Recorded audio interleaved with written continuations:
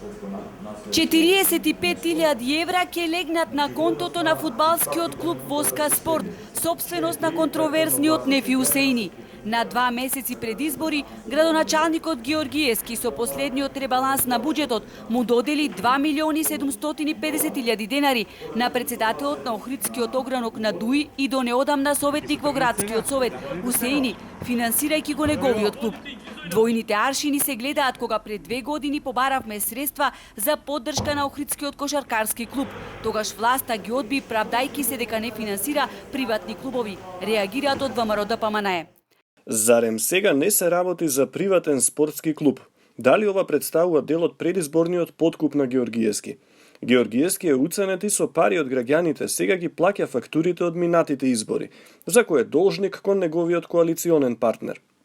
Ако е чесен и искрен во своите намери за Охрид, тогаш зошто не обезбеди средства за да ги руши дивоградбите во собственост на контроверзниот Усеини, туку го наградува? Фудбалскиот клуб на Усеини ќе добие пари исто како и сите спортски клубови и здруженија на граѓани кои аплицирале на јавниот повик кој беше објавен во месец ноември 2020 година, се вели во соопштението од кабинетот на Георгиевски, кој распали подел од политичките партии и медиуми кои врз основа на безидејност, национализам и меѓуетничка нетолеранција продолжувале да шират лаги. Сакаме да ги прашаме сите засегнати страни кои деновиве бурно реагираат за доделувањето на средства на овој клуб. Според кој критериум сметаат дека фудбалскиот клуб Воска треба да биде иземен од финансирање?